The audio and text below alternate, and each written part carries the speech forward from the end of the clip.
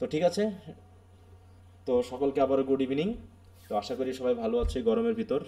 তোমাদের শীতেও কষ্ট হয়, প্রচুর শীতেও কষ্ট হয়, প্রচুর গরমেও কষ্ট হয় নাকি? বছরের কমপক্ষে 3 থেকে 4 মাস আমাদের স্পেশাল কষ্টে যায়। এটুকু যাবেই, জীবনে বেঁচে থাকতে হলে এগুলো স্বাভাবিক। তার থেকে কত গরম পার হতে হবে, ঠান্ডা এসির ভিতরেও গরম হয়ে যাবা, হ্যাঁ, ঘেমে টেমে এক হয়ে যাবা। আবার দেখাচ্ছে যে অনেক গরমের ভিতরেও কুল কুল অনুভব করবা। এই সব কিছুই তোমার বর্তমান অবস্থানের উপরে ডিপেন্ড করবে যে তুমি কিভাবে চলতেছো। আসলে জীবনটা একটা জাদুর মতোই বলা যায়। তুমি শুধু একটা সময়ে প্রস্তুতি নাও, একটা সময়ে পরিশ্রম করো, এই পরিশ্রমের ফলাফলটা তুমি পরবর্তীতে অবশ্যই পাবা। এটা বাস্তব কথা, এটা কখনোই মিথ্যা না যে সারা জীবন কেউ পরিশ্রম করে না, কষ্ট করে না। হ্যাঁ, তো এই জন্য পরিশ্রম করতে হবে এবং ভালো মতো পরিশ্রম করতে হবে। নিজের কাজে অন্তত ফাঁকি দেওয়া যাবে না। যতটুকু পারা যায় নিজের কাছে একটু হলেও ভালো থাকতে হবে এবং যেটা করার সেটা করতে হবে। তাহলে ধর্ম কর্ম সব কিছু ঠিক থাকবে। হ্যাঁ, শুধু অযথা হইচই করলে কিন্তু হবে না। তো যাই হোক, তোমরা অনেকেই ক্লাসে যুক্ত হচ্ছ না। আমি আবারও একটু রেগে যাচ্ছি মনে হচ্ছে আস্তে আস্তে। হ্যাঁ, তো আগামী ক্লাসে যাদেরকে আমি দেখব না, আমি বলেছি পরপর 3টা ক্লাসে যাদেরকে আমি অনুপস্থিত দেখব, কোনো কারণ ছাড়াই, আমি কোনো কথা না বলে আউট করে দিব। আমি বলবো না যে তুমি কেন ক্লাসে যুক্ত হচ্ছ না, এই কথাও বলবো না, জাস্ট আমি আউট করে দিব। এটা খেয়াল করতে হবে সবাইকে। প্রতিদিন আমি বলতে পারবো না ক্লাস করবে না, আউট করে দিব জাস্ট একদম। তারপরে আর কোনোভাবেই যুক্ত করবো না তোমাদের ক্লাস স্যার জরিমানা। attendance দেয় কিন্তু তোমাদের যুক্ত হয় না। অনুপস্থিত ভিত্তিতে একটা জরিমানা করা উচিত। হ্যাঁ, যারা অনুপস্থিত হবে আমি Attendance- জরিমানা নেব। স্যার অনেকে অ্যাটেন্ডেন্স দেয় কিন্তু ক্লাসে যুক্ত না হয় না। সেটা তো ক্লাসের রিয়া দেখলে তো বোঝা যায়, অ্যাটেন্ডেন্স দেয়, ক্লাসে যুক্ত হয় না, সেটাও নয়, সমস্যা নেই, কিন্তু ক্লাস তো করতে হবে। ক্লাস তো করতে হবে, ক্লাসে পড়াশোনা না করে এভাবে করে কি চলে বলো? তো যাই হোক, আচ্ছা আমরা পড়ছিলাম হচ্ছে আমাদের আহ, ফ্রান্সিস বেকনের এসেগুলো আমরা শেষ করেছি তাই না? তো আমি তোমাদেরকে একটু বলেছিলাম যে সম্ভব হলে এই কয়েকদিনে একটু এসেগুলোকে রিভিশন দিতে। আর আমাদের শেষ এসেটা ছিল হচ্ছে প্ল্যান্টেশন, তোমরা নিজেরাও পড়েছো এবং আশা করি তোমরা বুঝতে পেরেছো যে প্ল্যান্টেশন এসেটা কিন্তু এই সবগুলো এসের মধ্যে একটু জটিল টাইপের এসে, হ্যাঁ, আমার কাছে মনে হয়, এখন জানি না তোমাদের কাছে কি মনে হয়, কিন্তু তারপরে আমরা আশা করি তার তত্ত্বটা আমরা একটু বোঝার চেষ্টা করেছি। হ্যাঁ, তো যদি কারো কোনো কথা থাকে সেটা বলতে পারো, না থাকলে আমরা আমাদের আজকে নতুন টপিকে চলে যাব। নতুন টপিকে যেতে হবে আর কি। আর আমাদের আজকের নতুন টপিকটা হবে রবিনসন ক্রুসো। এটার জন্য আমাদের 2টা ক্লাস অন্তত ব্যয় করতে হবে, যেহেতু নভেলটা অনেক বড়। তাহলে আমাদের নভেল মনে হয় কয়টা পড়া হবে, 2টা না? যদি আমরা এটা, জি স্যার। হ্যাঁ, একটা হচ্ছে কি পড়লাম জানো ছোট করে? অরণ্য। রণক্য। হ্যাঁ, অরণ্যক্য পড়েছি, এরপর আমরা রবিনসন ক্রুসো, তারপরে গালিভার্স ট্রাভেলস, তারপরে আছে কি 4টা আছে না নভেল, তাই তো 4টা আছে। হ্যাঁ, তো নভেল 4টা আমরা মোটামুটি আগে থেকে একটু এইভাবে করে পড়লে দেখা যায় নভেলটা শেষ হয়ে যাবে। নভেলগুলো 4টা আছে, এরপর আমরা পড়বো হচ্ছে গালিভার্স ট্রাভেলস, তারপর টম জোন্স পড়বো। টম জোন্সটা একটু বড়, ওটা পড়বো। আর টপিক স্যার ওটা বেশি একটু হলো। বড় হলো, ওটা ইজি ল্যাঙ্গুয়েজ লাগছে। হ্যাঁ হ্যাঁ হ্যাঁ, ওই তো বললাম যে কাহিনীটা বড়ই আর কি। নভেলের সবগুলোই ল্যাঙ্গুয়েজ ইজি হয়, ড্রামাতে ল্যাঙ্গুয়েজ সবচেয়ে কঠিন হয়। হ্যাঁ, আর সবচেয়ে ল্যাঙ্গুয়েজ কঠিন হয় হচ্ছে লিটারেরি ক্রিটিসিজমের, ওই ল্যাঙ্গুয়েজগুলো কঠিন হয়, তাছাড়া বাকিগুলো সহজই হয়। তো রবিনসন ক্রুসো পড়ার পর আমরা চলে যাব হচ্ছে আলফ্রেড টেনিসনের ভিক্টোরিয়ান পোয়েট্রি। হ্যাঁ, সহজ কঠিন একটু মিলিয়ে মিলিয়ে পড়বো। মানে মোটামুটি এক চক্র শেষ করতেই আমাদের অনেকখানি সময় লেগে যাচ্ছে, কারণ বিষয়গুলো অনেক বড় বড়। তো এই জন্য আমাদের একটু দ্রুত আগাতে হবে। তো বলো, যদি রবিনসন ক্রুসোর কোনো ফ্রান্সিস বেকনের এসেগুলোতে কোনো সমস্যা না থাকে, আমরা রবিনসন ক্রুসোতে চলে যাব আর কি। এখানে আমরা 2টা বেশি ক্লাস নেব না কিন্তু রবিনসন ক্রুসোতে, হ্যাঁ, কারণ আমি অ্যাব্রিজ ভার্সন তোমাদেরকে পড়তে বলেছি। যদি আজকে একটু আলোচনা করব, আগামী দিন আলোচনা করব, দিয়ে তোমাদের সামারি টামারি পড়ায়ে কোশ্চেন আনসার এগুলো মানে কোশ্চেনগুলো দিয়ে দিব। আর এদিকে তোমাদের একটা কাজ চলতেছে, সেটা হচ্ছে কি 22 এপ্রিল পর্যন্ত সময় দিয়েছিলাম যে ইন্ট্রোডাকশন টু লিঙ্গুইস্টিক্সের পার্ট বি এর, তাই তো, মানে চ্যাপ্টার 2 এর পার্ট বি এর শর্ট কোশ্চেনগুলো পড়ে ফেলতে। তো কি অবস্থা, সবাই পড়তেছো তো? আমি কিন্তু আগামী সপ্তাহে মানে আগামী, আজকে কি বার, আজকে হচ্ছে রবিবার, তাই তো, তার মানে আমি আগামী দিনের মধ্যে কিন্তু তোমার ব্রড কোশ্চেনগুলো দিয়ে দিব, দিয়ে 2টা চ্যাপ্টার মিলে একটা টেস্ট নিব। কি এখন একটা টেস্ট টেস্ট নেওয়া হয়েছে তোমাদের মনে নেওয়া হয়নি নাকি? না। হ্যাঁ, তাহলে আমরা কিন্তু পিছিয়ে আছি কোশ্চেন আনসারের দিক থেকে। এটা কিন্তু আমি আরো সময়টা কমিয়ে নিয়ে নিয়ে আসবো, তোমাদের কিন্তু দ্রুত ইয়ে করতে হবে কারণ অনেক পড়া। এই জন্য অরণ্যকেরও তো কোশ্চেন দেওয়া হয়নি। হ্যাঁ ওটা দিব, একটা যেটা নিব সেটা দিয়ে দিব এভাবে করে। হুম। তার জন্য আমি এরপর এটার ব্রড কোশ্চেন দিয়ে দিব, যে লিঙ্গুইস্টিক্সের এই দুটো চ্যাপ্টারের উপরে একটা টেস্ট নিব। তারপরে আমরা এরপর কি পড়েছিলাম জানো অরণ্যক, তারপর ওটাতে চলে যাব। এভাবে করে আমরা কিন্তু চক্রাকারে একসাথে একসাথে পড়ে যাবো, কিন্তু কোশ্চেন আনসারের টাইমগুলো যতটুকু বেশি দিচ্ছি এতটুকু আর দেওয়া যাবে না, কারণ থার্ড ইয়ারে অনেক পড়া। অতএব এই ক্ষেত্রে তোমাদেরকে একটু অ্যাক্টিভ হতে হবে, আরামে পড়াশোনা করলে আর হবে না এখন। আচ্ছা, তো দেখি ফ্রান্সিস বেকন নিয়ে কারো কোনো আপত্তি নাই, হাত তোলো যদি কারো থাকে, হাত তোলো। আর 30 সেকেন্ড সময় দিলাম হাত তোলার জন্য, না থাকলে আমি টপিক চেঞ্জ করব। আচ্ছা, তাহলে বুঝলাম যে বুঝেছো, বোঝানোর চেষ্টা করিয়েছি। তো তোমরা বারবার ওগুলো একটু পড়বা। এরপর আমরা কোশ্চেন আনসার যখন শেয়ার করবো তোমরা নিশ্চয়ই বুঝতে পারবে যে আসলে এর তত্ত্বগুলো কী বা কী বিষয় কী হয়েছে, কোশ্চেন আনসারের সাথে রিলেটেড বিষয়গুলো পেয়ে যাবা। তো এখন আমরা রবিনসন ক্রুসোতে চলে যাই। এখন আমাকে বলো, অ্যাব্রিজ ভার্সনটা যারা যারা পড়েছো তারা সবাই একটু হাত তোলো, যে আমরা পড়ে শেষ করেছি। আমি একটু চেহারাগুলো দেখতে চাই, কত পার্সেন্ট তোমরা পড়েছো।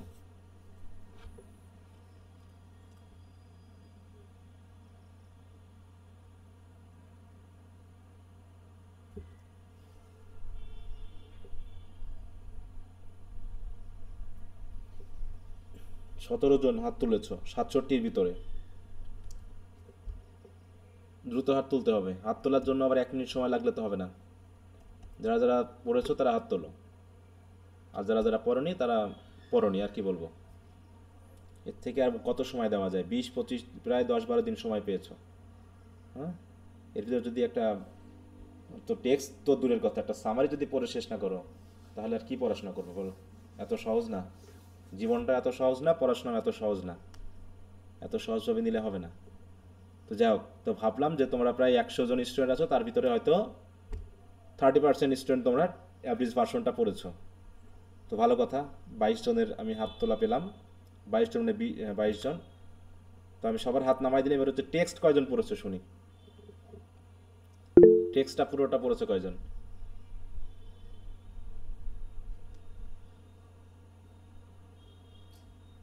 এটা না কখনোই যুক্ত হইতে পারছি না, কি সমস্যা এটা?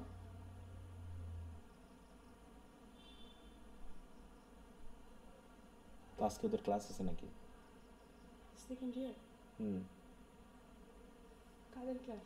যাও, বলো তুমি রাত 10টার পর মেসেজ দেবে।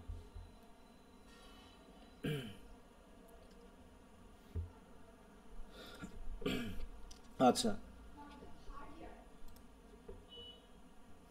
থার্ড ইয়ারের ক্লাস হচ্ছে না? হুম, ও তো থার্ড ইয়ারে। সরি একটু দাঁড়াও।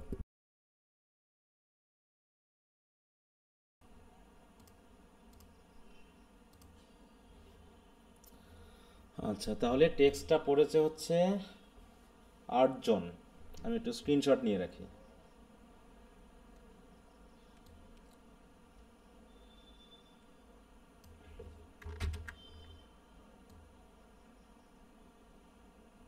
এই 8 জন টেক্সট পড়েছো, ভেরি গুড।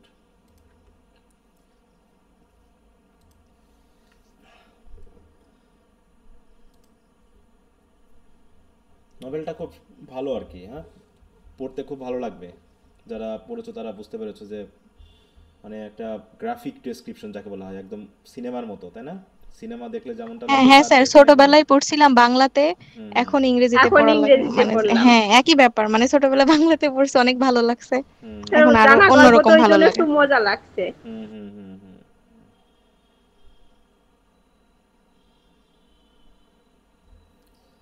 আচ্ছা, তো যাই হোক, এখন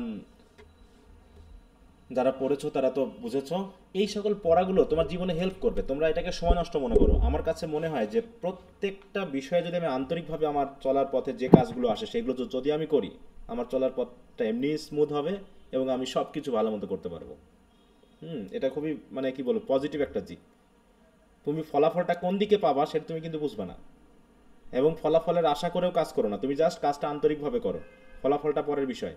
কিছু ফলাফল আছে যাদের মানে কিছু কাজ আছে যাদের ফলাফল হাতে হাতে পাওয়া যায়, আর কিছু আছে যেটার ফলাফল তুমি কিভাবে পাবা তুমি নিজেই বুঝবে না। হ্যাঁ, জীবনে তোমরা অনেক কিছু পেতে চাও, অনেক কিছু হতে চাও, কিন্তু দুর্ভাগ্যের বিষয় সব কিছু আরামে করতে চাও। আজ পর্যন্ত আরামে কোনো কিছু হয়নি, একমাত্র লটারি বাদ দিয়ে। হ্যাঁ, লটারিতে যদি নাম টিকে যায়, 40 লক্ষ টাকা পেয়ে যাও, তাহলে সেটা আলাদা বিষয়। কিন্তু তার আগ পর্যন্ত ভাগ্য পরিবর্তনের জন্য ঘুমিয়ে শুয়ে বসে কখনোই হয়নি।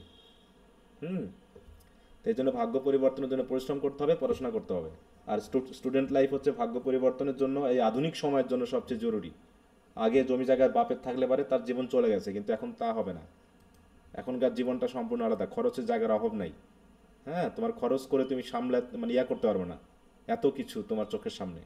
আগের যুগের মানুষের এত কিছু দরকার ছিল না, এমনও মানুষ গেছে, ঠিক আছে তো, এক মন ধানের জন্য একটা জমি দিয়ে দিয়েছে 1 বিঘা। অনেককে জমি দান করে দিয়েছে, এই তোর নামে লিখে দিলাম, যা এত বেশি জমি মানুষের তখন ছিল, এবং জমির মূল্য ছিল না। হ্যাঁ, আর এখন এখন জমি জায়গা থেকেও লাভ নেই, কৃষিকাজে খুব একটা লাভ নেই এখন। এত বেশি সিন্ডিকেট যে কৃষক মরতেছে শুধু, ওই জমি দিয়ে কোনো কাজ হবে না।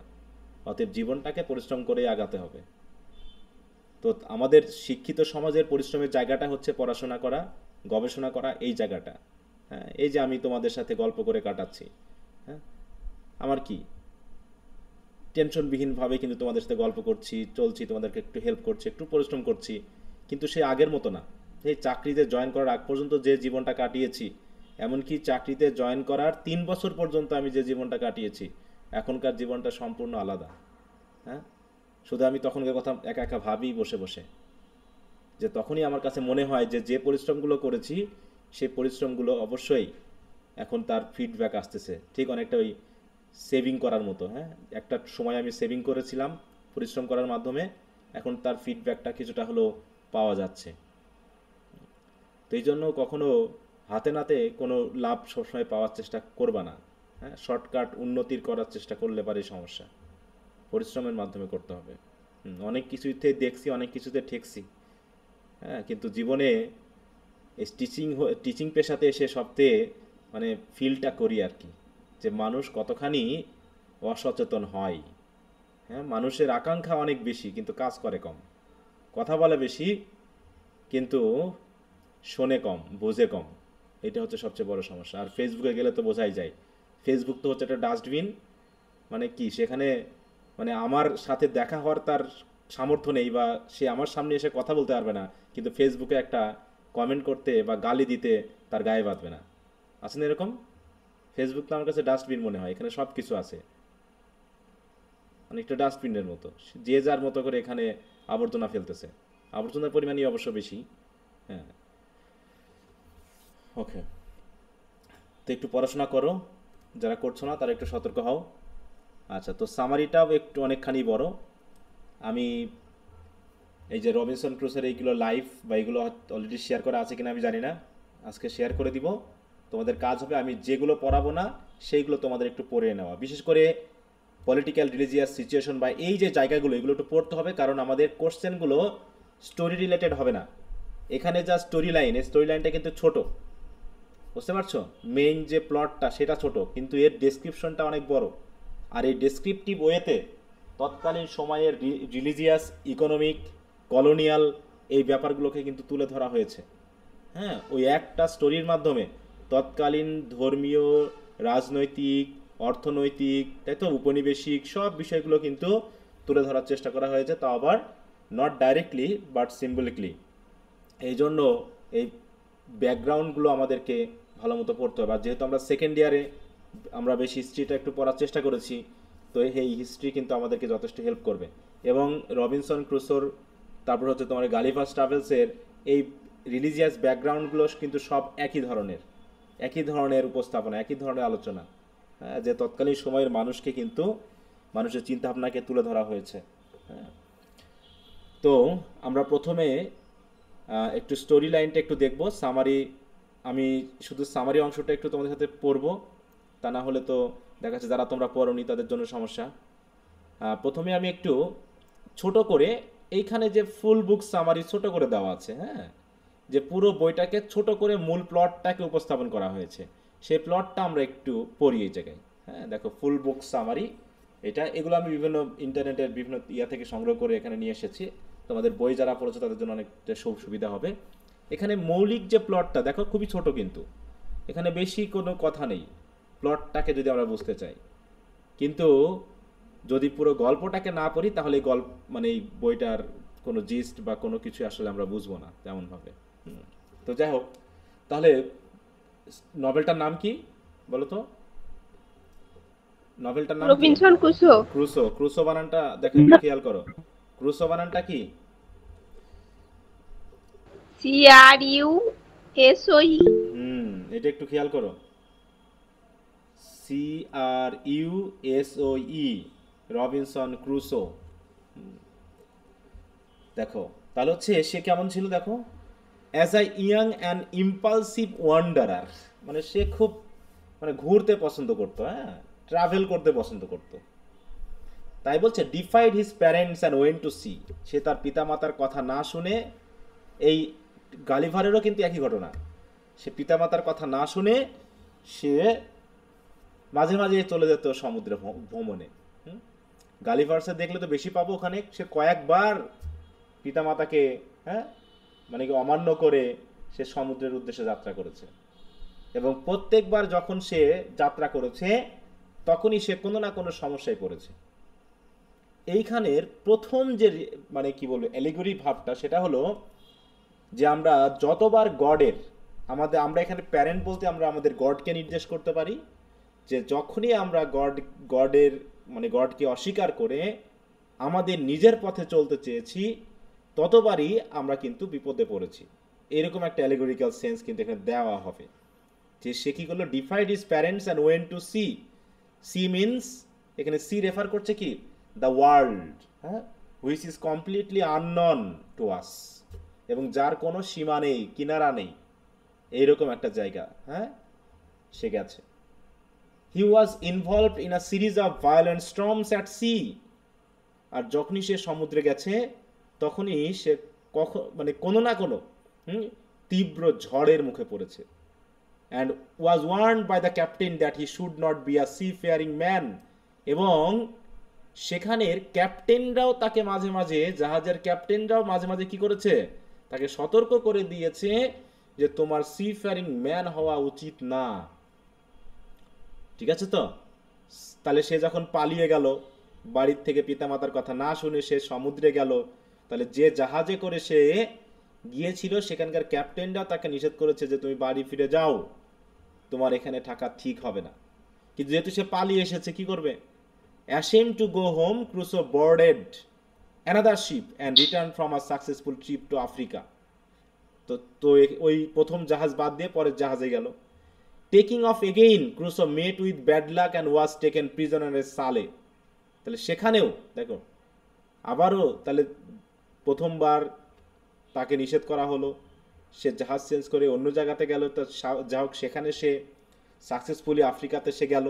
হ্যাঁ, আফ্রিকাতে নামার পর দেখো taking off again, Crusoe mate with bad luck and was taken prisoner in সালে, একটা জায়গার নাম, তাকে বন্দি করে নিয়ে যাওয়া হলো। His captor send Crusoe out to fish and he use this to his advantage and escape along with a slave.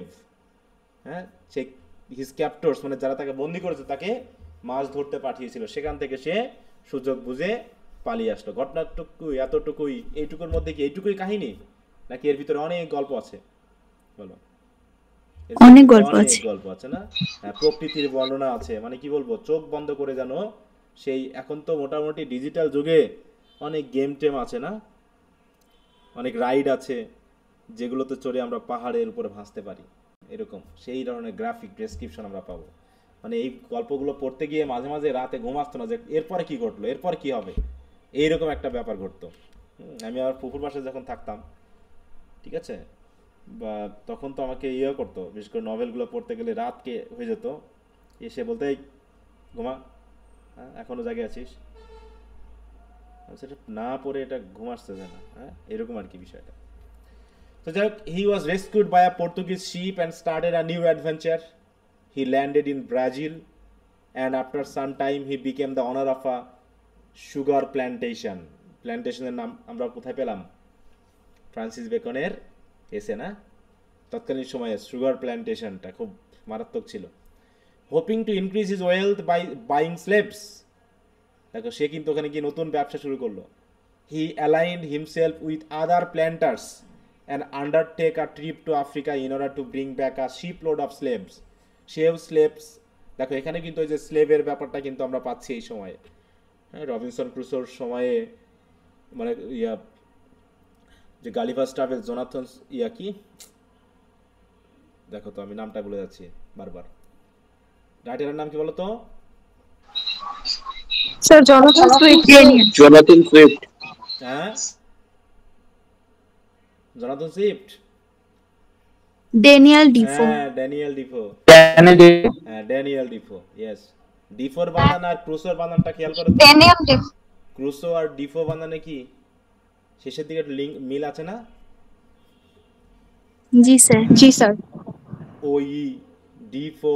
হ্যাঁ, তো যাও, তাই বলছে যে সে তখন কি করলো, চেষ্টা করলো সে আফ্রিকাতে গিয়ে ওখান থেকে স্লেভ ধরে নিয়ে এসে সে বিক্রি করবে। বলছে bring back a ship load of slaves after surviving a storm, Crusoe and the others were shipwrecked. এখানে মূল কাহিনী শুরু। তো যখন সে স্লেভ আনতে গেছিল ব্যবসা করার জন্য, তখন তাদের জাহাজ ঝড়ে ভেঙে চুরমার হয়ে গেল। হি ওয়াজ thrown upon shore only to discover that he was the sole survivor of the wreck. দেখো এইটুকুর মধ্যেই আমরা যদি রিলিজিয়াস অ্যালিগরির কথা ভাবি, তাহলে সে তার প্রথম পাপটা কি ছিল বলো? তার প্রথম পাপ কি ছিল? পরিবারকে না জানায় বাবা মাকে অমান্য করা, তাই তো, অস্বীকার করা, যেটা আমরা মানুষেরা করেছি না? ওই যে সে অ্যাডাম এবং ইভের কথা যদি আমরা ভাবি। তারপরে দ্বিতীয় কথা হলো সে ক্যাপ্টেনদের সতর্কতা। মানে কি ক্যাপ্টেন কারা বলো তো? আমরা যদি মনে করি এই পৃথিবীর ক্যাপ্টেন কারা? নবীরা, রিলিজিয়াস পার্সোনালিটি বা নবী, তার সাথে আমাদের যাজক পাদ্রী যারা আমাদেরকে এই কাজ করতে বলে, না করতে বলে ইত্যাদি দিক নির্দেশনা দেয়, তাও আমরা অস্বীকার করি, আমরা হয়তো এগুলো করি না। হ্যাঁ, তারপরে এইভাবে আমরা আস্তে আস্তে অনেক খারাপ কাজে, দেখো যখন ডেভেলপমেন্ট শুরু হয়ে যায়, হ্যাঁ, ইনক্রিজ ইজ ওয়েলথ, সে কি কাজে জড়িয়ে পড়লো? স্লেভ কেনা বেচার কাজে জড়িয়ে পড়লো। He aligned himself with other planters, তাহলে অন্যান্য প্ল্যান্টারদের সাথে যুক্তি করে মিলে সে আফ্রিকাতে গেল স্লেভ নিয়ে আসার জন্য। তাদেরকে খাটিয়ে তারা কি করবে? সুগার প্ল্যান্টেশন করবে। কিন্তু সেই অপরাধ কাজ করতে গিয়ে হঠাৎ করে হলো একটা বিশাল সমস্যা। আর এমন সমস্যায় পড়লো যে সে এমন জায়গায় গিয়ে পড়লো যেখানে আর কোনো মানুষ নেই, শুধু সে একা। আর এই জায়গার বর্ণনায় মানে পুরো নভেলটাই তার এই, তাই তো, নির্জন দ্বীপে থাকার, মানে কিভাবে সে নিজেকে আবার নতুন করে আবিষ্কার করলো সেই ব্যাপারটা বলা হবে। Crusoe made immediate plans for food and then shelter to protect himself from wild animals. তাহলে মানুষের প্রথম, দেখো মানুষের কি লাগে সেটা বোঝাতে, মানুষের আসলে কি লাগে, প্রথম চাহিদা কি মানুষের বলো? সবচেয়ে বড় প্রথম চাহিদা তার খাবার, তাই না? তারপরে হচ্ছে তার জন্য বাসস্থান, কারণ কি তাকে বাঁচতে হবে। He brought as many things as possible from the red ship, তার সে ভাঙ্গা শিপ থেকে সে কত জিনিস নিয়ে আসছে। এটাই এই বর্ণনাটা আরো সুন্দর, যে সে যায় আবার নিয়ে আসে, আরেকদিন যায় নিয়ে আসে, এভাবে করতে করতে সে তার ওই জিনিসগুলো দিয়েই সে একটা গুহা পেয়ে সেখানে সে একটা মানে তার থাকার জায়গা তৈরি করে। Things that would be useful later to him. In addition he began to develop talents, দেখো, that he had never used in order to provide himself with necessities.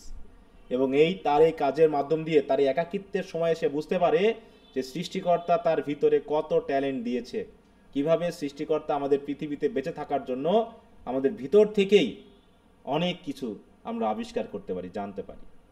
তাই বলছে কি, cut off from the company of men he began to communicate with God, and thus beginning the first part of his religious conversion. হ্যাঁ, religious conversion মানে কি, মানে সে আর ধর্ম change করেনি, কিন্তু ধর্মীয় চিন্তা ভাবনাগুলোকে সে নতুন করে বুঝতে শিখেছে। সুতরাং বলছে to keep his sanity and two entertain himself he began a journal. দেখো বইটা যারা পড়েছে তারা দেখেছে যে তারিখের ক্রমান্বয়ে সে কিন্তু অনেক জিনিস লিখছে না। যে এই স্যার প্রতিদিনের দিন পঞ্জিকার মতো সেরকম দিন পর্যায় করছে, হ্যাঁ ডেইলি সে তার কাজগুলো করছে। যেমন আমরা একটা সিনেমা দেখছিলাম পাই, দ্য লাইফ অফ পাই, যে সে জি স্যার। ওই জি স্যার। একটা জি স্যার। পেন্সিল দিয়ে কেটে কেটে তারপরে আর লিখতে পারে না, হ্যাঁ সে সমুদ্রের মাঝে থাকে। হ্যাঁ সে একটা টাইগার ছিল, নামটা যেন কি ছিল টাইগারটার, কি বলে ডাকতো মনে আছে, কি যেন নামটা ভুলে গেলাম। তো যাই হোক, পিটার পার্কার। হ্যাঁ পিটার পার্কার, ইয়েস এটাই তো দেখ। যাক, ওখানে একটা সুন্দর জায়গার একটা চিত্র দেওয়া আছে, হেভি লাগে, হ্যাঁ যখন সে শেষে নেমে পড়ে ইয়াতে চলে আসে তখন হচ্ছে in the journal he recorded every task that he performed each day since he had been marooned, marooned মানে কি, যে আটকে যাওয়া কোথাও। As time passed Crusoe became a skilled craftsman and able to construct many useful things and thus furnished himself with diverse comforts. মানে নিজের মতো করে সে কিন্তু সব কিছু গুছিয়ে নেয়।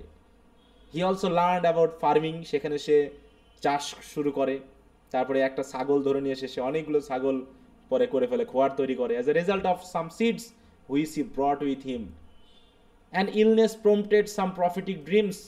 মাঝে মাঝে অসুস্থ হয়ে পড়লেও সে যেন গডকে আরো কাছে থেকে বুঝতে পারে। And Crusoe began to reappraise his duty to God. Crusoe explored his island and discovered another part of the island much richer and more fertile. He built a summer home there. এইটা পড়তে গিয়ে কার মনে হয়নি যে যদি ওরকম থাকতে পারতাম তাহলে খুব ভালো হতো? মানে মনে হয় যেন একা একা খুব ভালো লাগবে না স্টোরিটা পড়ার পর? কি স্যার একটা আমার তো মনে হয় বাদাম প্রচুর লাগে। হ্যাঁ স্যার প্রথম কয়েক বছর তো অনেক ভালো লাগছিল, তারপর আস্তে আস্তে হ্যাঁ, মানে মনে হবে যেন কি ইন্টারেস্টিং জায়গা, ওখানে যেতে পারলে কি মজা হতো, হ্যাঁ থাকার মজাই আলাদা, এরকম আর কি বিষয়টা। নিরিবিলি থাকা যাচ্ছে স্যার। হ্যাঁ নিরিবিলি। এখন দুসার পছন্দ না স্যার, দুসার মাস গেলে অবস্থা খারাপ হয়ে যেত। একা তো এমনি কষ্ট। তো যাই হোক, তৎকালীন সময়ে যে পরিবেশ ছিল, এখন কি আমরা আমরা আচ্ছা মনে হচ্ছে না পৃথিবীতে আমরা খুব তাড়াহুড়ো করতেছি, পৃথিবীতে আমরা খুব তাড়াহুড়ো করছি, এবং আগামী আশা করি যে কোটি বছর আমরা পার করেছি, মনে হয় আগামী 50 বছর পরে এমন একটা কিছু হবে, আবার নতুন করে চেঞ্জ আসবে পৃথিবীতে। এবং যেখানে এখন মানে কি বলবো বরফের সময় জায়গা, সেটা হয়ে যাবে গরমের জায়গা, মানে একটা চেঞ্জ আসবে, একটা সব বিশেষ বিবর্তন আসবে। এমনটা হয়েছে না যে আমরা অনেক সময় গর্ত করি, অনেক সভ্যতা আবিষ্কার করি, ওইরকম আমরা যে সভ্যতা আছে এই সভ্যতা একসময় ঢেকে যাবে সম্ভবত, দিয়ে আবার নতুন করে পৃথিবী শুরু হবে। কারণ এখন আমরা মানুষরা খুব তাড়াহুড়ো করতেছি, প্রযুক্তি এবং অন্যান্য জিনিসের তালে পড়ে প্রকৃতিকে পুরো ধ্বংস করে ফেলতেছি। আর আমরা তো প্রকৃতির একটা অংশ, এখান থেকে তো আমরা বাঁচতে পারি না, হ্যাঁ। তো যাই হোক, সেটাই বলবো যে প্রকৃতি আমাদেরকে কিভাবে সাপোর্ট দেয়, আর সেই প্রকৃতির প্রতি আমরা কতটুকু হিংস্র। বলছে one of the first task he undertook was to build himself a canoe. Canoe কি বলতো, একটা ছোট ডিঙ্গি নৌকা টাইপের, না? ছোট In case an escape become possible, but the canoe was too heavy to get to the water. He then constructed a small boat and journeyed around the island. Crusoe reflected on his earlier wicked life, deserving his parents, and wondered if it might be related to his isolation on this land. সে তখন তার ওই কথাগুলো মনে পড়ে যে পিতামাতাকে অস্বীকার করার কারণেই আজকে আমার এই দশা। After spending about 15 years on the island, ওরে বাবা 15 বছর অলরেডি পার হয়ে গেছে এইভাবে একটা আইল্যান্ড থেকে, 15 বছর, হ্যাঁ অল্প স্বল্প বছর বলো, 15টা বছর পার হয়ে যাওয়ার পর এর মধ্যে সে কোনো মানুষের চিহ্ন পায়নি। হঠাৎ করে Crusoe found a man's naked footprint and he was sorely beset by apprehension, মানে সন্দেহ, মানে সে সবসময় মনে করতো পিছন থেকে যেন কেউ আসতেছে। Which kept him awake many nights, সে রাতেও জেগে থাকতো, ভাবছে এই দ্বীপে কে উঠছে, এবার তো তার এই দ্বীপের প্রতি তার যে একটা ভালোবাসা, এই দ্বীপটা অন্য কারো অধিকারে চলে আসবে বা তার উপরে এসে আক্রমণ করবে, এই ভয়ে তার রাতে ঘুম হতো না। He consider many possibilities to account for the footprint and began to take extra precautions against a possible intruder. সে তার বাড়িটাকে যে কিভাবে তৈরি করেছিল পরে, হ্যাঁ যেখানে সে থাকতো, সেই জায়গাটা প্রতিরক্ষা করার জন্য যে কত মানে কি বলবো দরজা জানালা করেছিল, সেটা নিশ্চয়ই তোমরা পড়েছো। Sometime later Crusoe was horrified to find human bones scattered about the shore, evidently the remains of a savage feast. তাহলে কি দেখলো, হঠাৎ করে মানুষের হাড় পড়ে পেলো না, এবং সেখানে দেখা গেল কি, যেখানে নিশ্চয়ই মানুষ হত্যা করে খাওয়া হয়েছে, স্যাভেজ ফিস্ট। যারা মানুষ হত্যা করে খায় তাদেরকে কি বলা হয়েছে? মানুষকে নরখাদ্য। প্রাণী নয়। ক্যানিবালস, তাই তো? হ্যাঁ, নরখাদক। He was plagued again with new fears. He explored the nature of cannibalism and debated his right to interfere with the custom of another race. এবং সে ভাবছে যে এটা তো তাদের কাছে স্বাভাবিক, তাহলে আমার কি অধিকার আছে এই ক্যানিবালিজমটাকে বন্ধ করার জন্য, যারা এই কাজটা করে তাদের উপর হস্তক্ষেপ করা? সে ভাবছে এটা তার অধিকার আছে কিনা, কারণ এটা তো তাদের culture. Crusoe was cautious for several years, এরপরও কয়েক বছর চলে গেছে, but encounter nothing more to alarm him, কিন্তু এরকম আতঙ্কজনক কিছুই পেল না।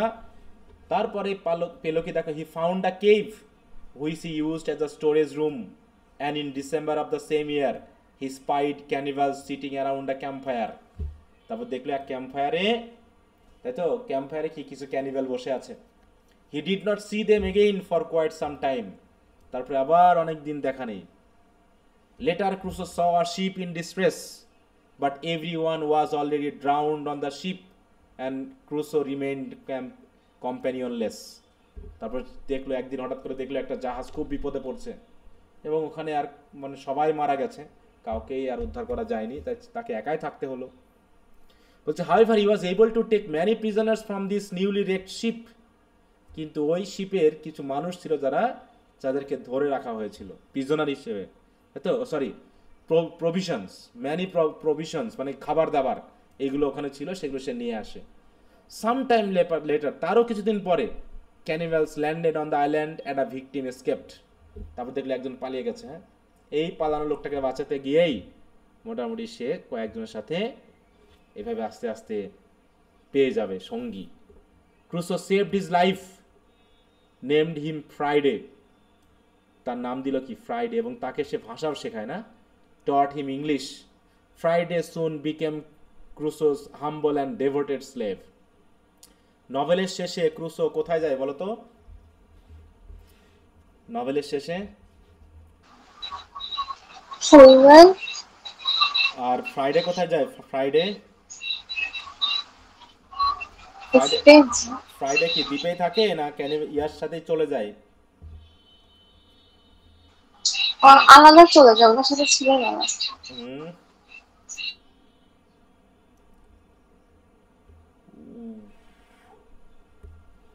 যাই হোক, আমরা দেখবো কি অবস্থা হইলো। সবচেয়ে শেষের জার্নিটা খুবই মজার লাগে। হ্যাঁ, যে ক্রুসো যখন যায় এখানে, যে তোমার হায়না, কি জানো ওগুলো, হায়না, তারপর হচ্ছে বাঘ, হ্যাঁ, বরফের ভিতর দিয়ে যখন যায়, এই কাহিনীগুলো আরো বেশি ভয়ঙ্কর এবং খুব মজা লাগছে পড়তে শেষের দিকে, শেষের চ্যাপ্টারগুলোতে। ফ্রাইডের সাথে বিয়ারের ফাইট আছে, হ্যাঁ হ্যাঁ, কিভাবে রক্ষা করে, হ্যাঁ, তার মাস্টারকে, খুব interesting. Crusoe and Friday made plans to leave the island, and accordingly they built another boat. Crusoe also undertook Friday's religious education, converting the savage into a Protestant. দেখো এখানেও কিন্তু আমরা পাচ্ছি কি, দেখো এখানে কিন্তু অ্যালিগরিক্যালি আমরা এখানে কলোনিয়ালিজম পেয়েছি, কারণ ক্রুসো তার এই দ্বীপের প্রতি কিন্তু একটা অধিকার খাটাতে শুরু করে না, এবং যারাই এই দ্বীপে আসে তাদেরকেই সে তার অধীনে রাখতে চায়। এমনকি সে ফ্রাইডেকে তার ধর্ম পর্যন্ত চেঞ্জ করালো, তাকে আধুনিক শিক্ষায় শিক্ষিত করলো। এগুলোও কিন্তু এক ধরনের সিম্বলিজম অন ইংলিশ লাইফ, হ্যাঁ, যে ইংলিশটা কিভাবে স্যাভেজ পিপলদেরকে তাদের নিজের মতো করে শিখিয়ে মানুষ করে নিজেদের অধীনে রাখছে, তার কিন্তু একটা চিহ্ন। Their voyage was postponed due to the return of the savages, আবার অনেক স্যাভেজ ফিরে আসার কারণে ফ্রাইডেকে খোঁজার জন্য হয়তো তাদের এই জার্নিটা পোস্টপন করতে হয়। This time it was necessary to attack the cannibals in order to save two prisoners, since one was a white man. এই সময় একটা হোয়াইট ম্যানকেও তারা বাঁচিয়েছিল। The white man was a Spaniard and the other was Friday's father. Later the four of them planned a voyage to the mainland to rescue 16 compatriots of the Spaniard. এতো স্প্যানিয়ার্ডদেরকে রক্ষা করার জন্য ফ্রাইডের বাবার সাথে গিয়ে তাদেরকে রক্ষা করে। First, however, they built up their food supply to assure enough food for the extra people. Crusoe and Friday agreed to wait on the island while the Spaniard and Friday's fathers brought back the other men. ওদেরকে নিয়ে আসলো। তাহলে এইভাবে এখানে এক ধরনের কি হচ্ছে, আস্তে আস্তে সেই দ্বীপে কিন্তু মানুষের সংখ্যা বেড়ে যাচ্ছে। A week later they spied a ship but they quickly learned that there had been a mutiny on board. Mutiny মানে কি বলো তো? মিউটিনি বলতে কি বোঝায়? উত্থান, তাই তো? বা হচ্ছে ওই যে মানে একটা জাহাজে যারা ছিল, যারা ক্রু, তাদের সাথে জাহাজের যারা হচ্ছে যাত্রী ছিল তাদের মধ্যে এক ধরনের দ্বন্দ্ব, সংঘাত ছিল, তারা বুঝতে পারলো। By devious means Crusoe and Friday rescued the captain and two other men and after much scheming regain control of the ship. The grateful captain gave Crusoe many gifts and took him and Friday back to England. Some of the rebel crewmen were left marooned on the island. আর তাদেরকে রেখে গেল, যারা ওই যে ক্রুম্যান ছিল ওই জাহাজের, তাদেরকে তারা ওই ম্যারুন ওই আইল্যান্ডে রেখে চলে গেল। Crusoe returned to England and found that in his absence he had become a wealthy man. হ্যাঁ, তার ওয়েলদি ম্যান হয়ে গেছে সে, বাবা মা রেখে যাওয়া সম্পদ। After going to Lisbon to handle some of his affairs, Crusoe began an overland journey back to England. Crusoe and his companion encountered many hardships in crossing the mountain. ওই যে মাউন্টেনের কথা বলা হচ্ছে ওখানে, তাই না? যে বরফ, তুষার, তারপরে ভাল্লুক, বিয়ার ইত্যাদি ইত্যাদি attack. But they finally arrived safely in England. Crusoe sold his plantation in Brazil for a good price, married and had 3 children finally.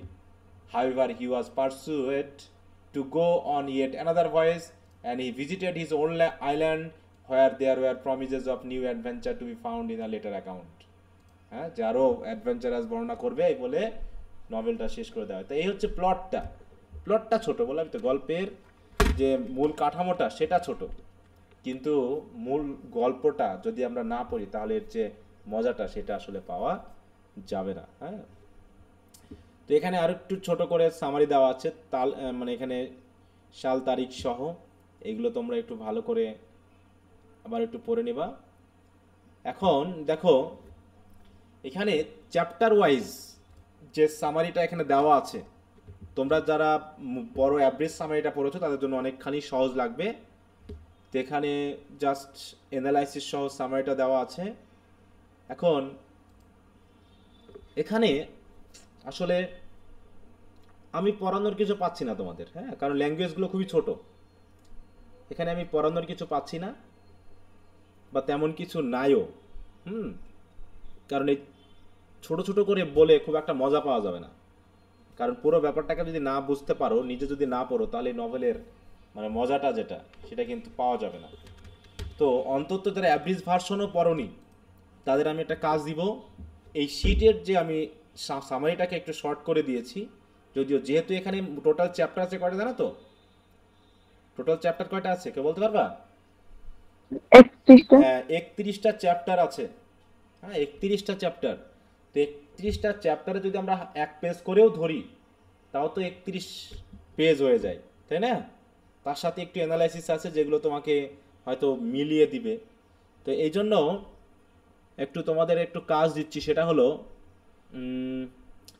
যে তোমরা নিজেরা আবার এই শিটটা একটু পড়ে নাও। সবাইকে পড়তে হবে কিন্তু এই শিটটা, হ্যাঁ, এই শিটটা সবাইকে পড়তে হবে।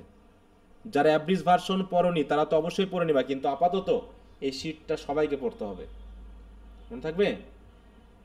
এবং স্যার এটা একটু শেয়ার করে দিন স্যার। হ্যাঁ, আমি হয়তো দিয়ে দিয়েছি অথবা দিয়ে দিব। এটা পড়তে যদি তোমরা চাও তো পড়তে হয়তো 1-2 দিনের বেশি সময় লাগার কথা না, যদি একটু সতর্কতার সহিত পড়া যায়। তো এই দায়িত্বটা আমি তোমাদেরকে দিতে যাচ্ছি, কারণ খুবই সহজ ছোট করে দেওয়া আছে। তো এই জন্য আমি আর ক্লাসটা এখন নিতে যাচ্ছি না।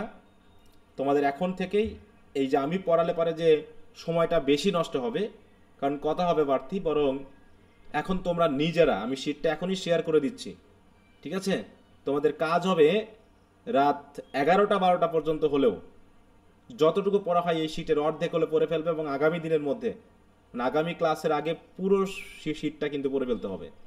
তারপরে যদি কারো কোথাও বুঝতে অসুবিধা হয় এই শিটের, সেটা আমাকে বলবা, আমি সেটা নিয়ে একটু কথা বলে আলোচনা করে ঠিক করে দিব। কি বুঝতে পারছো? কারণ এই পুরো এত বড় সামারি এখানে পড়ে 2-4টা ক্লাস নষ্ট করার আমি কোনো কারণ দেখছি না, কারণ খুবই ইজি ল্যাঙ্গুয়েজে দেওয়া আছে, অযথা তোমাদের সময় নষ্ট হবে আমার কাছে মনে হচ্ছে। কি আমার কথা বোঝা গেছে? তো তাই আমি বলছি শুধু এই শীটটা অন্তত তোমরা নিজ দায়িত্বে একটু পড়ে নিবা, এখন থেকেই পড়ো। হ্যাঁ, আমি ক্লাসটা বেশিক্ষণ কন্টিনিউ করবো না। কি আমার কথা বুঝতে পারছো নাকি বোঝোনি বাকিরা সবাই? জি স্যার, বুঝছি। হ্যাঁ, আমি শীটটা এখনই দিয়ে দিচ্ছি। যারা ওই বড় ভার্সনও পড়ছো তারাও পড়বা, যারা ওটাও পড়োনি তারাও এখনই এই শীটটা পড়ো, পড়তে শুরু করো। এবং যদি কারো কোথাও সমস্যা হয় আগামী ক্লাসে আমাকে জিজ্ঞাসা করবা, ঠিক আছে? তো আমি ক্লাসটা আর বেশি কন্টিনিউ করবো না। আর যদি কারো কোনো কথা থাকে একটু আমাকে হ্যান্ড রেজ করো, আমি কথা বলে নিই। একটু হাত তোলো যদি কারো কোনো প্রবলেম থাকে, আর যদি না থাকে আমি ক্লাসটা কন্টিনিউ করবো না। হ্যাঁ মাহফুজা বলো। আগামী দিন আমরা কোশ্চেন বা এই জাতীয় বিষয় নিয়ে একটু কথা বলবো, ঠিক আছে? কিছু কিছু ইম্পর্টেন্ট ব্রড কোশ্চেনের বিষয়গুলো নিয়ে একটু কথা বলবো, যে কী কী বিষয়ে আলোচনা করা হয়েছে, যেটা শিটে হয়তো বা দেওয়া থাকতে পারে। হ্যাঁ, ওইগুলো নিয়ে আমি কথা বলবো, মানে অ্যালিগরিক্যাল ব্যাপারগুলো নিয়ে কথা বলবো। আমি পুরো স্টোরি নিয়ে কথা বলবো না, বরং ওই স্টোরিটাকে কীভাবে কোশ্চেনের আদলে আমরা আলোচনা করবো সেটা নিয়ে কথা বলবো আগামী ক্লাসে। হ্যাঁ, আচ্ছা মাহফুজা বলো। স্যার, অ্যালেগরি আর প্যারাবলের মধ্যে একটু পার্থক্য বলবেন? প্যারাবল, তাই তো? হ্যাঁ, প্যারাবল আর এক জিনিস, অ্যালেগরি আর এক জিনিস, ঠিক আছে? হ্যাঁ, অ্যালেগরি দেখো, প্যারাবলে বোঝাই যাবে যে এখানে আমার কোনো কিছু বোঝাতে চেয়েছে, ঠিক আছে? তো সারফেস এবং ইনার মিনিংটাও আমরা সহজে ক্যাচ করতে পারবো, যেটার উদ্দেশ্যই থাকবে সরাসরি। এবং প্যারাবলগুলো হচ্ছে ছোটো ছোটো কাহিনী মতো অনেকটা। হ্যাঁ, বিশেষ করে আমাদের বিবলিক্যাল অনেক প্যারাবল আছে, হ্যাঁ, যে জিসাস ক্রাইস্ট তার শিক্ষার ক্ষেত্রে অনেক ছোট ছোট ছোট ছোট গল্প কিন্তু তিনি ইউজ করেছেন। হ্যাঁ, একটা গল্প তোমাদের বলি, তাহলে প্যারাবলের উদাহরণটা বুঝতে পারবা। বলা হচ্ছে, দেখো পৃথিবীটাকে তিনি কিভাবে উপস্থাপন করলেন। কোনো এক জমিদার, মানে কোনো এক জমির মালিক, একজন ফার্মার, তিনি তার প্রিজেন্টদেরকে বললেন যে তোমরা সবাই যাও, গিয়ে আমার জমিতে গমের বীজ বুনে আসো, ভালো গমের বীজ বুনে আসো। তো হ্যাঁ, জমি চাষ করে গমের বীজ বোনা হয়েছে। ওই রাতে ওই মালিকের কিছু বিরোধী লোক কি করেছে, ওই জমিতে ওই গমের বীজের সাথে সাথে ওরা করেছে ওই জমিতে তারা শ্যামা ঘাসের বীজ ছিটিয়ে দিয়ে এসেছে, দিয়েছে। তো যখন মালিক গেল জমিতে, গিয়ে দেখে গমের সাথে সাথে ওই জমিতে শ্যামা ঘাসও জন্মেছে। তাহলে এখন কি করা যায়? এখন যারা কর্মী তারা বলতেছে, মালিক আপনি যদি অর্ডার দেন আমরা শ্যামা ঘাসগুলোকে তুলে ফেলি, তা না হলে আমাদের গমকে ক্ষতি করবে, ঠিক আছে?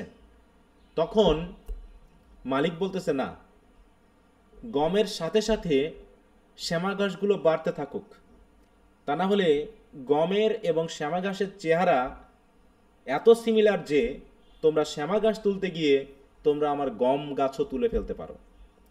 তাই শ্যামা ঘাস এবং গম একসাথে বাড়তে দাও। যখন ফল ধরার সময় হবে তখন বোঝা যাবে যে কে শ্যামা ঘাস আর কে গম। কারণ কি, শ্যামা ঘাসে কি আর গম ধরবে বলো তো? জি না। কিন্তু ফল ধরার আগ পর্যন্ত কিন্তু শ্যামা ঘাস এবং গমের চেহারা অনেকটা কাছাকাছি। এই জন্য তোমরা হয়তোবা শ্যামা ঘাস ছিঁড়তে গিয়ে তোমরা আমার গমের গাছও ছিঁড়ে ফেলতে পারো। তারপরে যখন আস্তে আস্তে গম বড় হয়ে গেল, শ্যামা ঘাসও বড় হয়ে গেল, শ্যামা ঘাসের মধ্যে ফল ধরলো, গমের মতো ফল ধরলো। এতে শ্যামা ঘাস এবং গমের সহজে চিহ্নিত করা গেল। তখন গমগুলোকে তুলে আলাদা করা হলো, শ্যামা ঘাসগুলোকে আঠি বেঁধে রোদে শুকিয়ে আগুন ধরিয়ে দেওয়া হলো, এবং গমগুলোকে সযত্নে সংগ্রহ করে গোলা ঘরে রেখে দিল। এইটা হচ্ছে একটা প্যারাবল। কেউ কি বলতে পারবা এই প্যারাবলের ইয়াটা কি, বিশেষ তত্ত্বটা কি? কি বোঝাতে চাইলেন এই জায়গায় বলো তো? কেউ কি ধরতে পেরেছ? দেখি সাহিত্যের আদলে তোমরা কি বলো। কেউ যদি বলতে চাও একটা হাত তোলো, দেখি কি বলতে চাইলা। এটা কিন্তু রেফারেন্স আছে তোমাদের বিভিন্ন, সময়ের অপেক্ষা। না সেটাও না, রিলিজিয়াস একটু ইয়েতে যাও, রিলিজিয়াস।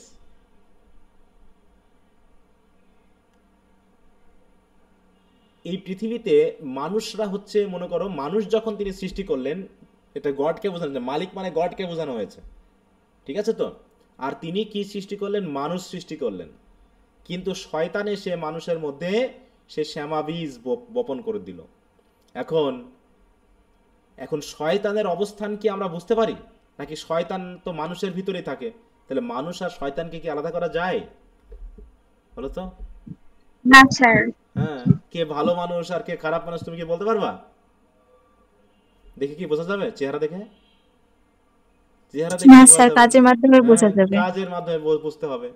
তখন ওই যে লাস্ট বিচার মানে কি, এখন তিনি ভালো মানুষ মন্দ মানুষ সবাইকে কিন্তু একরকম ভাবে বাড়তে দিয়েছেন, সবাইকে একই বৃষ্টি দিচ্ছে, সবাইকে একই তাপ দিচ্ছে। দেখো, এমন তো না যে যখন জমিতে বৃষ্টি দেওয়া মানে পানি দেওয়া হয়েছে বা সেচ দেওয়া হয়েছে তখন শ্যামা ঘাসকে দেওয়া হয়নি। এমনটা কি হয়েছে? না, শ্যামা ঘাসও সার বিষ সবই নিয়েছে, নিয়ে সেও বেড়ে উঠেছে। বলো তো। এরকম আর কি, যে এখানে মানুষ শয়তান সব একসাথে বেড়ে উঠছে।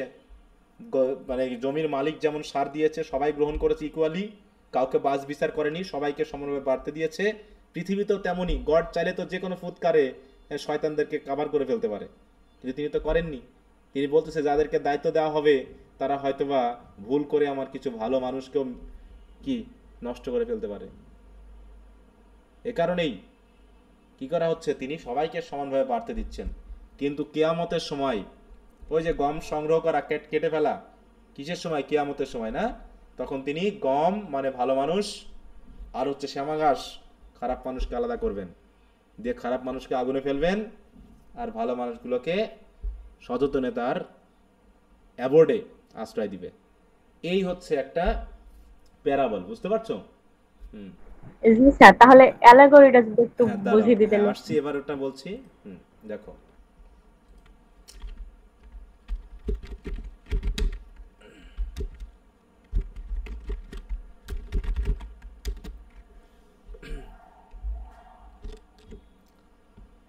দেখো এখানে এটা বলছে কি, আ সিম্পল স্টোরি। একটা জিনিস খেয়াল করো, অ্যালেগরিটা কি হচ্ছে? একটা ছোট আ সিম্পল স্টোরি, জাস্ট ছোট ছোট, to illustrate a moral or a spiritual lesson. A moral or a spiritual lesson, যেমন as told by Jesus in the gospel. গসপেলে যেমন তিনি বলেছেন, যেটা আমি তোমাদেরকে একটা বললাম আর কি। হ্যাঁ, আর এটার বাংলা বলতে গেলে আমরা বুঝবো কি, দৃষ্টান্ত। দৃষ্টান্তের মাধ্যমে তিনি শেখাতেন। জিজাস ক্রাইস্ট দৃষ্টান্তের মাধ্যমে শেখাতেন, মানে এক্সাম্পল বা দৃষ্টান্ত বলা হচ্ছে। এক্সাম্পল আর দৃষ্টান্ত যদিও একটু আলাদা ঘটনা, এটাকে প্যারাবল মানে আমরা বুঝি দৃষ্টান্ত। দেখুন সহজ সংজ্ঞা কি। এবার আসি হচ্ছে অ্যালিগরি। দুটার কিন্তু কার্যক্রম প্রায় এক, হ্যাঁ প্রায় এক, কিন্তু এখানে বলছে দেখো দেখো এখানে বলছে a story or poem or picture that can be interpreted two reveal a hidden meaning, typically a moral or political one. দেখো এটা হচ্ছে, ওখানে কি ছিল যে ওটা ছিল একটা সিম্পল স্টোরি মাত্র, আর এখানে হতে পারে কি, একটা স্টোরি হতে পারে, একটা পোয়েম হতে পারে, একটা পিকচার হতে পারে, যার ভিতরে একটা হিডেন মিনিং থাকবে। এখানেও কিন্তু দেখো মোরাল এবং পলিটিক্যাল বলা হয়েছে। এখন তোমাকে যদি বলা হয় তাহলে আমি যে স্টোরিটা বললাম তোমাকে, এটাকে তুমি কি বলবা? অ্যালিগরি বলবা না প্যারাবল বলবা? আর এই যে রবিনসন ক্রুসো আমি বললাম, এটাকে কি প্যারাবল বলতে পারবা তুমি? বলো তো রবিনসন ক্রুসোকে। জি না। হ্যাঁ, বলতে পারবে না কিন্তু, তাই না? দেখো এখানে কিন্তু একটা জিনিস খেয়াল করো, অ্যালিগরি এবং প্যারাবল সিনোনিম হিসাবে কিন্তু দেখানো হচ্ছে দুটার, কিন্তু আমরা হ্যাঁ এই যে রবিনসন ক্রুসোকে, এটাকে কখনো আমরা অ্যালিগরি বলতে পারবো না, এই সরি প্যারাবল বলতে পারবো না। প্যারাবল হতে হবে কেমন? সংজ্ঞাটা কি বলছে? Simple story. হ্যাঁ, দেখো এখানে কি বলছে? A simple story just to moral and spiritual lesson. এটার মধ্যে থাকবে কি, মোরাল অ্যান্ড স্পিরিচুয়াল লেসন। কিন্তু অ্যালিগরি যেটা হবে সেটা পলিটিক্যাল হতে পারে, আবার মোরাল রিলিজিয়াস হতে পারে, ঠিক আছে, তারপর ইকোনমিক হতে পারে। এর ভিতরে কিন্তু অনেকগুলো হিডেন মিনিং থাকে। হিডেন মিনিং সেটা যে সবসময় রিলিজিয়াস হবে তা কিন্তু না, কিন্তু প্যারাবল অলওয়েজ মোরাল লেসনকে কিন্তু তুলে ধরে, বুঝতে পারছো? আর অ্যালিগরিগুলো প্রধানত অনেক বড় হয়ে থাকে অনেক ক্ষেত্রে, যেটা প্যারাবলগুলো সবসময় সিম্পল স্টোরি বা ছোট ছোট হয়ে থাকে। আর প্যারাবল কখনো কোনো পয়েম হয় না, প্যারাবল কখনো কোনো পিকচার হয় না, ঠিক আছে তো? কারণ দেখা যাচ্ছে প্যারাবলগুলো জাস্ট স্টোরি আকারেই আমরা পাই। যেমন তোমার হচ্ছে ঈশপের যে আমরা পেয়েছি না, ঈশপের গল্পগুলো, ওটা তো ফেবল স্যার। হ্যাঁ হ্যাঁ, ওইরকম ওদের ভিতরে কি একটা হিডেন মিনিং আছে না? ওখানে পার্থক্যটা কি? ফেবল আমরা কেন বলছি? ওটা কিন্তু এক ধরনের অ্যালেগরি, ইয়া সরি প্যারাবল। কিন্তু ওখানে আমরা ফেবল বলছি কেন? কারণ ওখানে মানুষের চরিত্র ইউজ করা হয়নি, ওখানে পশুর চরিত্র প্রাণীদের। প্রাণীদেরকে ব্যবহার করা হয়েছে। কিন্তু ওটাও এক ধরনের প্যারাবল, ওখানেও মোরাল কিন্তু লেসনকে তুলে ধরা হচ্ছে। ঠিক আছে? হুম। জি। এই তার মানে কি দুটা প্রায় কাছাকাছি, দুটারই কাজই হচ্ছে হিডেন মিনিং বা হচ্ছে ইনার মিনিং উপস্থাপন করা। কিন্তু অ্যালেগরিক হচ্ছে কি, প্যারাবল থেকে অনেকখানি বড় এবং এটা অনেক বিস্তৃত রূপ। আর প্যারাবল হচ্ছে সিম্পল স্টোরি টাইপের। ঠিক আছে? তাই বলছি যে আমরা এই যে রবিনসন ক্রুসো, জনাথন সুইফট, এগুলোকে কখনো আমরা প্যারাবল বলতে পারবো না, এগুলোকে আমাকে অ্যালেগরিক্যাল বলতে হবে। ঠিক আছে? দেখো, এবং দুটার মিনিংটা খেয়াল করো। প্যারাবলের ইয়া হলো কি দৃষ্টান্ত। দেখো বাংলাটা কি, প্যারাবলের বাংলা হলো কি দৃষ্টান্ত।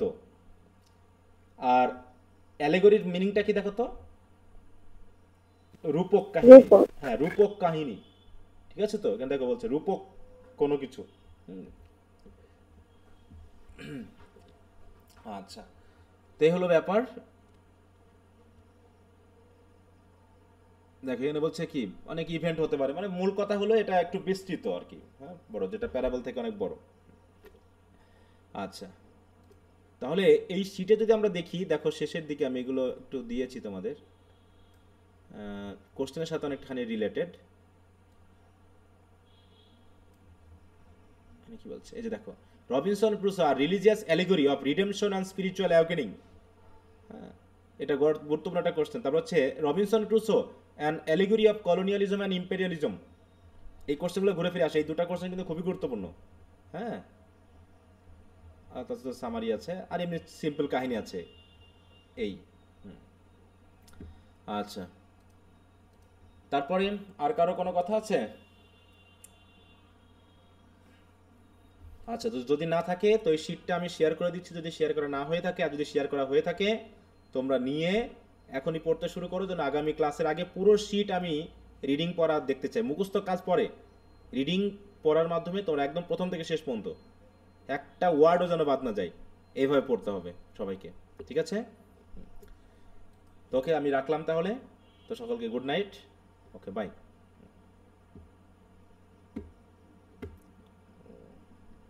কি ব্যাপার, মাউস কাজ করে না কেন?